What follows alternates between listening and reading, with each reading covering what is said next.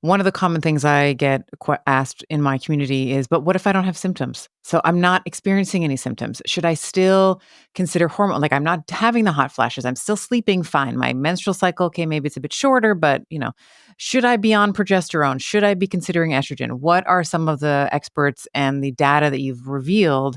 What does that suggest around asymptomatic women? Yeah. I mean, first of all, asymptomatic women, I think the percentages are really very few. And if they're not those bothersome, debilitating symptoms, that's amazing. But I also think about the long-term health benefits of having that replacement, whether we're talking about brain health, whether we're talking about heart health, whether we're talking about bone health, osteoporosis, we're finally talking about that, not thinking of this as like some old lady problem. That's not what it is. We have to be very cognizant of those long-term health concerns, especially because we're living so much longer. And I don't know about you, but I don't want to just live longer. I want to live and feel good. I don't want to be just sitting in a chair. So, Yeah. I don't want to be like just like I don't know what to do, sitting on a park bench, like that's what I see these images of older people and they're like sitting on a park bench, petting the dog or whatever. And I'm like, that's not what people at 50 and 60 do anymore. They're m- getting around, getting out there, starting new careers, they're on the go somehow. And so I think that keeping our long term health is so important. They're starting pickleball tournaments, I which know. is my latest obsession. It is? I Are you I lo doing it? It scares me I to death. oh my I god, feel I like I'm love gonna it. break my leg the first time, and that's gonna be it. I'm gonna be like No. on. Oh my gosh, it's so much fun. It's like it's sort of easier than tennis, like the learning Okay. curve is much Okay. easier than tennis. A little easier on the shoulder as well. A lot of Yeah. it's more underhand, Yeah. and it's anytime I play Tamsin, I have the biggest smile on my face, like Do the you whole really? I time. love it. Even if I'm raging, like even if I'm getting so competitive, I am Right, right. so happy. I was actually just texting this morning before we got on this call, Kristen Holmes and Dr. Vonda Wright, who I know you know. Yeah. Yeah. And I was saying, we got to get together, like all three of us. We need one How more. And then we fun can would have like a that little be? pickle, we'll have a little pickleball tourney. That would be So, so fun. That would be so fun. But I mean, yeah. like take Dr. Vonda Wright, for example. Like hers is all about strength training and like, really paying attention to what is going on. And I have to be honest, I spent a long time in my 20s and early 30s saying like, I gotta get skinny. I gotta be skinny equals success. I didn't We I wasn't all, eating yeah, healthy. I was abusive to my body. I mean, yeah, I'm mortified when I think about what I did to myself.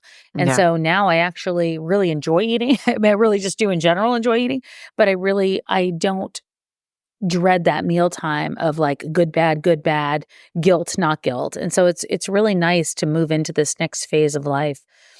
I think just paying attention to all these things that maybe we haven't had enough time for a long time. Because if you don't have enough time for it now, you're never going to. Yeah, and to your point around the osteoporosis and the sarcopenia and the cardiovascular Mhm. disease, those things didn't happen. They didn't start in your 60s.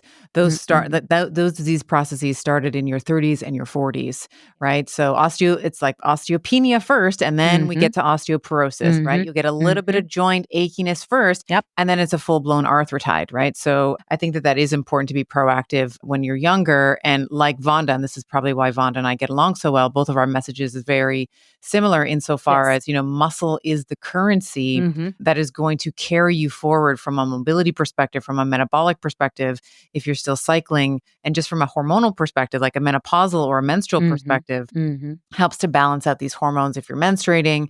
But if you're not menstruating anymore, we know every time you train, you get a transient rise in testosterone, right? Yeah. Your Yeah. own body's production of testosterone, depending on how fit you are, somewhere between 10 hours and 48 hours or whatever after the training session. But that's like natural juice, right? It's like Yeah, of course.